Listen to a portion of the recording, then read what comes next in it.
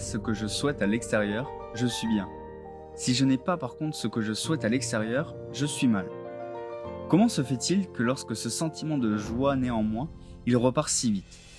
Dans cet épisode, on va aborder ensemble le sujet du bonheur et la différence entre le bonheur et le bonheur dépendant. Afin d'illustrer tout ceci, on te propose de découvrir le conte de la vieille Rabia et de son aiguille. Bienvenue à toi sur ce podcast. Nous sommes Élise et Baptiste, un couple d'entrepreneurs passionnés par la découverte de soi. Notre mission est de t'accompagner dans l'exploration de ton monde intérieur. Découvrons avec toi ces contes fabuleux du monde entier, tous plus inspirants les uns que les autres. Explorons et interprétons ensemble ces histoires merveilleuses comme tu ne les as jamais écoutées. Et comme d'habitude, si cet épisode te plaît, qu'il éveille en toi des émotions ou des réflexions, ou que tu penses qu'il peut être utile à une autre personne, n'hésite pas à le lui partager et nous laisser un commentaire ou un like, ou même les deux, pour nous dire ce que tu en as pensé. Nous serions ravis de te lire. Alors installe-toi confortablement et c'est parti. Bonne écoute.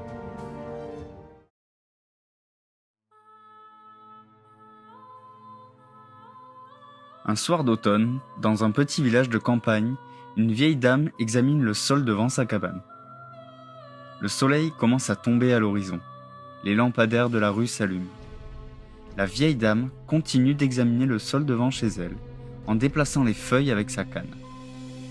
En voyant cette pauvre dame seule, visiblement en détresse au travers de leur fenêtre, les voisins l'interpellent.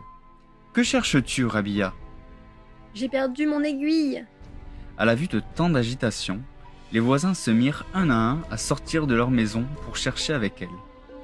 Tous, armés de balais et de râteaux, ils remuent les feuilles à la recherche de la fameuse aiguille. Après plusieurs minutes, l'un des voisins s'exclame alors et dit « Rabia, il va faire nuit, nous n'aurons pas le temps de ratisser toute la rue.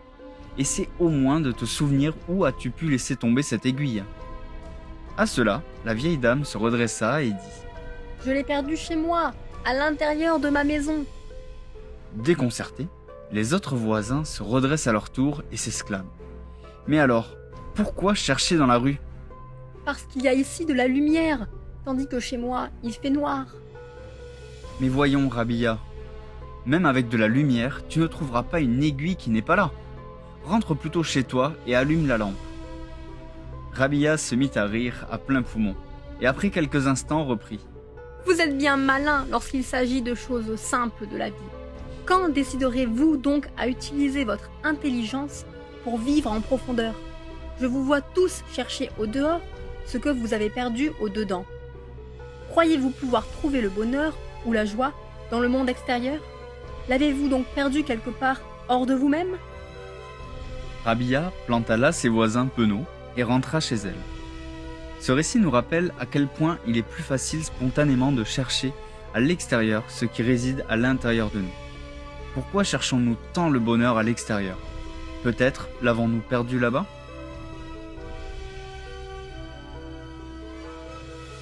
Alors pourquoi Rabia parle d'extérieur et d'intérieur? De quoi il s'agit exactement quand Rabia parle de ça? Quel est le rapport avec le bonheur? Et comment faire pour y parvenir? Donc c'est justement ce qu'on va aborder ensemble avec toi, avec Élise aujourd'hui, au travers de notre interprétation. Avant toute chose, on va voir ensemble la définition du bonheur. Le mot bonheur, il vient de deux mots latins, bonum et augurum, désolé si je ne prononce pas bien, et qui sont donc lentement transformés en vieux français en bonne or, bonne heure. Dans un premier temps, bonum signifie bon et positif, favorable. Quant à lui, augurum, c'est celui qui observe, qui interprète les choses, qui devient l'heure en français, donc dans le mot bonheur, et qui désigne le fait d'un hasard, d'une chance.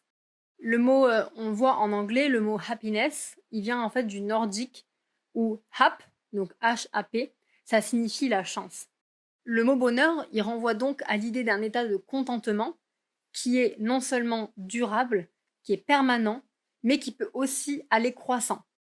Tout comme le malheur, à l'inverse, qui est une carence de chance et donc un manque de contentement. Mais alors, pourquoi Rabia parle d'extérieur et d'intérieur? Aujourd'hui, la frontière entre l'intérieur et l'extérieur, elle s'élargit de plus en plus. Les publicités, les réseaux sociaux, toutes ces choses qui captent ou redirigent notre attention, elles conçoivent des algorithmes toujours plus élaborés pour monopoliser toute notre attention. Et c'est notre attention qui est vraiment la clé. Il faut comprendre que dans la vie, il y a deux univers en réalité qui sont plutôt simples à comprendre, l'intérieur et l'extérieur. Donc, on peut naturellement se poser la question de qu'est-ce que c'est et qu'est-ce qu'on redéfinit au travers de ces termes-là. L'intérieur, c'est qui nous sommes, ce qu'on ne pourra pas t'enlever. C'est cette chose avec laquelle il va falloir accepter de vivre pendant toute ta vie. C'est apprendre à l'aimer, à s'épanouir et se découvrir. C'est toutes nos pensées, nos sensations, nos émotions qui rendent notre quotidien finalement si stimulant. C'est tout ce qui le compose finalement. On trouve notre histoire, mais aussi nos rêves. Et quelle que soit notre éducation, il y a également cette petite voix qui essaie de se faire entendre. C'est cette petite voix qui est curieuse et elle essaie de nous pousser à devenir nous-mêmes. Elle se fiche de ce qu'il faut. C'est un peu comme un enfant qui déborde d'énergie au moment de la sieste. Ensuite, on retrouve la dimension de l'extérieur. L'extérieur, quant à lui, c'est toutes ces autres choses. C'est tout ce qui se situe en dehors du corps et qui interagit avec celui-ci. C'est vraiment tous les éléments extérieurs qu'il faut comprendre et inclure là-dedans. C'est les autres gens, donc ça peut être la famille, les amis, les collègues de travail ou les inconnus que tu peux croiser dans la rue, mais aussi tout ce qui est matériel. Ça peut être une voiture, une maison, des habits. Et crois-le ou non, mais c'est aussi tout ce qui compose ta vie. Donc ça peut être ton travail, tes relations avec tes amis, ta famille ou même ton couple. À la frontière de tout ça, on retrouve la peau. Et en termes de symbolique, la peau, c'est vraiment la zone de contact. Elle se transforme au fil de notre vie. Quand on est, on a une peau douce comme un bébé. Et au fil du temps, notre peau, elle se transforme. Elle peut devenir aussi des mains cailleuses comme un travailleur. Donc finalement, c'est quelque chose qui peut être fluide. La peau peut être fluide et la vie pourra la traverser ou bien rester au contraire immobile et faire preuve de résistance. Et c'est à travers notre peau, cette fameuse peau qui enveloppe et qui est la frontière entre l'intérieur et l'extérieur, qu'on va pouvoir percevoir les différences entre l'intérieur et l'extérieur au travers, par exemple, de nos cinq sens. C'est elle, justement, le reflet de nos émotions au travers de nos cinq sens. Elle peut être aussi le reflet de nos émotions. Quand on a peur ou quand on a les mains moites, par exemple, on va avoir la chair de poule, toutes ces choses-là. Donc tu vas te dire, super, tu nous balances tout ça, mais qu'est-ce que tu veux qu'on en fasse? Après avoir vu tout ça, quel est le rapport avec le bonheur?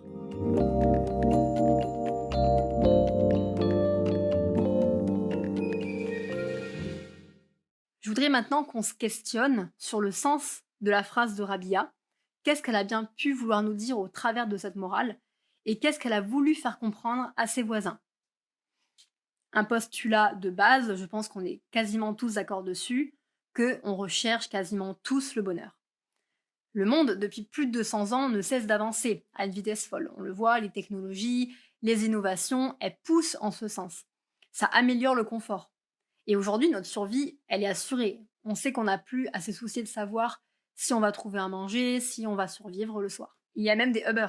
Donc en 200 ans, on a cessé d'améliorer notre quotidien pour le rendre plus confortable, mais j'ai l'impression que plus le temps avance, plus dans la tête des gens, la situation devient inconfortable. D'un point de vue matériel, on le voit, on a accès aux soins, on a accès au chaud, dès qu'on a trop chaud, on peut avoir accès au froid, on est bien. Par contre, mentalement, on peut trouver un inconfort. Et c'est ce bonheur qu'on tend à chercher. Et on associe donc ce bonheur à avoir une jolie maison, à avoir une jolie voiture, et c'est peut-être aussi le bonheur, peut-être le tien, avoir un bon travail, bien gagner sa vie, ou bien être heureux, ou bien trouver le bonheur dans de bonnes relations avec ses proches ou avec sa famille.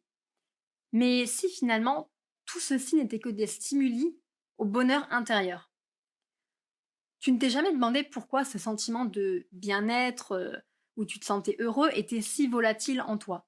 Pourquoi ne puis-je donc pas rester heureux constamment, alors que la définition du bonheur, c'est qu'elle est durable et permanente, et la réalité est quand même différente. Tu laisses ton bonheur dépendre de l'extérieur. Il faudrait imaginer, pour se représenter un petit peu tout ça, une maison qui n'est pas habitée de manière suffisante, que personne ne s'en occupe, tu ne vas jamais la voir, ou alors une plante que tu n'arroserais pas ou que tu mettrais pas à la lumière. Ben finalement, dans les deux cas, ça va commencer à se détériorer et dépérir un petit peu. Eh bien, il en est de même pour ton monde intérieur. Ce qu'il faut, c'est réussir à se retrousser les manches et à trouver le courage de se replonger dans cette fameuse maison, de s'en occuper, de faire du tri dans tout ce qui est bon de garder et de jeter le reste pour finalement réussir à s'y installer définitivement. Faire le tri, c'est réussir à voir ce qu'on a en trop et ce qui nous parasite, mais c'est aussi réussir à percevoir ce qui nous manque. Il y a tout plein de choses dans notre quotidien qui cherchent à s'accaparer notre attention, et notre attention, c'est vraiment la clé. Les publicités, les notifications, le bruit constant des voitures, nos pensées, tout ça, ça ne cesse d'accaparer notre attention. Et il est important de comprendre que l'élément central dans ces deux mondes, l'intérieur et l'extérieur, c'est où est-ce qu'on porte notre attention. La seule chose qui te sépare de ce bonheur, c'est la suivante. Tu as laissé l'extérieur et non l'intérieur gouverner tes pensées et tes émotions. On a tendance à croire que résoudre les problèmes extérieurs, cela permettra de résoudre nos difficultés intérieures. Pourtant, malgré tous les efforts et les évolutions technologiques, malgré tout le confort que nous procure celle-ci, aucune ne nous apporte concrètement le bonheur. On peut donc chercher à créer le bonheur, on s'achète des choses, on fait abstraction de ce qui nous entoure de déplaisant, on se force à sourire, mais rien n'y fait, il ne durera jamais. Le bonheur peut apparaître un temps, mais forcément, dès lors que tu forces pour l'obtenir, tu t'épuises et à la longue, il disparaît. Tant que la vie intérieure restera dépendante des circonstances extérieures, elle demeurera vulnérable. Dans mon cas, pour illustrer cette situation, j'ai vécu ce genre de situation où mon bonheur dépendait de l'extérieur. Et j'étais totalement dépendante de ces moments-là. Un bonheur pour moi, c'était par exemple des vacances en famille qu'on avait l'habitude de répéter chaque année. Et comme par hasard, l'année où on ne fait pas ces vacances, parce que X ou Y raison, je vais me dire mince, mon bonheur, il n'est pas là, je suis malheureuse. Comment absolument retrouver cette situation? Il va me tarder l'année prochaine. Ou alors, je vais m'enfermer dans les mémoires, je vais m'enfermer dans les souvenirs du passé. Et de m'accrocher à ce bonheur, à cette situation qu'était le bonheur pour moi, j'en suis totalement dépendante. Et donc, ça va me rendre triste, et ça m'a rendu triste, jusqu'au moment où j'ai compris que, dans mon cas, j'avais déjà vécu ce moment de bonheur, qu'il m'appartenait, qu'il ne partirait plus jamais. Et il était vraiment ancré en moi, dans mes pensées. Donc, personne ne pourrait me le prendre. Et de me projeter constamment dans le futur, c'était totalement dépendant du bon vouloir des gens de partir en vacances, le fait que le logement soit disponible, etc. Donc, de m'accrocher à des variantes, je vais dire, de m'accrocher à des éléments que je ne contrôle pas, fait que ce n'est pas le bonheur que je recherche, je vais constamment être dans une situation où je vais être malheureuse. La solution pour éviter tout ça, elle peut paraître très simple. Et c'est la suivante. Tout ce qui nous arrive prend naissance à l'intérieur de nous. Que ce soit la douleur ou le plaisir, que ce soit la joie ou la tristesse, tout ça qui est un petit peu à l'opposé, ben finalement, dans tous les cas, tout cela se produit à l'intérieur de moi. La folie des hommes, elle nous pousse mécaniquement à chercher notre bonheur au dehors, quand en réalité, comme le dit Rabia, tout est dedans. On peut utiliser l'extérieur comme un stimuli pour la joie intérieure. Mais toujours est-il que la joie se situe en nous. Comme on l'a dit, par rapport à la définition du bonheur, si on veut que ce soit durable, permanent et même croissant dans le temps, il faut vraiment en tout cas que ça prenne sa source à l'intérieur de nous. Tout ce que tu ressens, tu en es maître. Si tu veux que ton bonheur soit durable, permanent et croissant, alors prends le temps de rechercher en toi, faire du tri dans ta maison pour t'y installer. Tu peux aussi essayer de la décorer autant que tu veux, avec des guirlandes, des lumières, un beau jardin. Mais n'oublie pas que ton bonheur, il résidera toujours à l'intérieur de cette maison. Le bonheur, il n'a que faire des artifices et accessoires pour qu'il soit durable, permanent et croissant. Alors bien sûr que il y a plein de choses dans le monde extérieur qui sont stimulantes et qui font du bien sur le moment. Et comme on essaye de le dire, tout ça, c'est des stimuli pour booster un petit peu plus, rebooster, donner du dynamique à notre bonheur. Mais il ne faut pas perdre de vue, ou en tout cas, à notre sens, il ne faut pas y mettre vraiment toutes ses attentes, tous ses œufs dans le même panier, dans l'espoir que ce soit notre source de bonheur.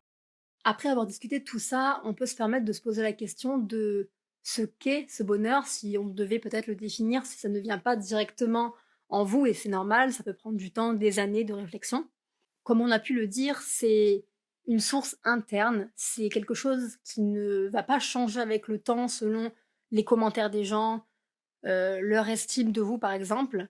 Le bonheur peut se trouver dans le fait de se trouver beau, de se trouver en paix. Le fait simplement d'avoir été dans une famille, ça peut aussi être une source de bonheur durable et permanent. Ça peut aussi être dans le simple fait de vivre aussi, de réaliser la chance qu'on a de vivre, que waouh, si on prend du recul, on est en vie, on est en train d'expérimenter de nouvelles choses, on découvre la vie, que ce soit avec nos cinq sens, enfin tout ça c'est déjà une énorme chance, donc on a déjà plein de raisons d'être heureux par rapport à ça. Donc on a compris, donc pour créer un bonheur indépendant et sain, il faut réussir à maîtriser son intérieur et à ne pas laisser l'extérieur l'impacter. On a aussi compris qu'il est inutile de chercher systématiquement une cause ou une réponse à l'extérieur, parce que dans la plupart des cas, la réponse se trouve en nous.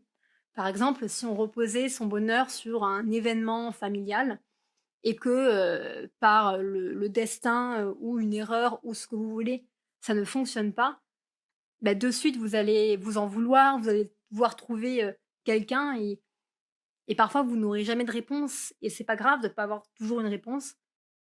Les émotions, du coup, naissent en nous, telles que donc la douleur, le plaisir, la joie, la panique, la souffrance. Et il y en a plein. Tout ceci se trouve à l'intérieur de nous. On peut continuer de chercher à l'extérieur de la joie, par exemple, comme l'aiguille dans le conte. La source de notre bonheur se trouve à l'intérieur. Personne ne pourra nous l'enlever. L'extérieur, tout ce qui peut être extérieur est un stimuli qui va développer du plaisir, de la joie, le plaisir de manger un bon plat. Le bonheur ne consiste pas seulement à obtenir tout ce que tu veux, c'est aussi profiter de tout ce que tu as. Et c'est être aligné. Et je pense qu'aujourd'hui, c'est une des plus grosses sources de bonheur dans cette situation, dans cette société, de se sentir aligné avec nos choix. On n'est pas parfait, on peut faire des erreurs, mais si on est aligné, on sera heureux. Qu'il s'agisse de courir, de nager ou de danser, de faire du yoga ou encore de la méditation, ce qu'on retrouve comme élément le plus important dans tout ça, c'est la respiration. Et la respiration, pour nous, c'est un point de repère qui est immuable. C'est la porte d'entrée de cette fameuse maison intérieure. Réussir à respirer et se poser pour cela, c'est réussir à visualiser cette maison, réussir à ouvrir cette porte et rentrer chez soi pour y faire le tri et voir ce qui s'y passe à l'intérieur, comme on l'a dit précédemment. Alors prends le temps de respirer, dans les moments agréables ou désagréables, car finalement tout ça, ce n'est que des moments. Rien n'est éternel. Les bons moments comme les mauvais moments, dans tous les cas, ça ne va faire que passer. Alors respire et rentre dans ta maison pour trouver la réponse à tout ceci, sans chercher à accuser ton voisin quand tout va mal. Chercher son bonheur chez les autres te fera te sentir seul. Chercher son bonheur dans les possessions te fera te rendre dépendante d'elles. Alors que chercher son bonheur en toi te fera te sentir heureux ou heureuse, même quand tu es seul et sans rien. N'est-ce pas une magnifique issue ? Ces sujets sont véritablement passionnants. Je ne sais pas ce que tu en as pensé, mais ce qui est sûr, c'est qu'on n'a pas forcément le temps de tout dire dans un seul épisode. C'est pourquoi on t'invite à t'abonner pour être sûr de ne rien rater. On te remercie et on est vraiment très fiers que tu sois encore parmi nous à cet instant. Ça prouve que ceci a fait écho en toi, que tu comprends l'importance de mettre en lumière tous ces mécanismes qui nous composent. Si cet épisode t'a plu, qu'il a éveillé en toi des émotions ou des réflexions, n'hésite pas à nous le partager en commentaire. Nous serions ravis d'avoir ton avis là-dessus et d'échanger sur ce sujet avec toi. Tu peux également nous retrouver au quotidien sur Instagram où on partage nos réflexions et nos inspirations du moment. À très vite et belle journée à toi.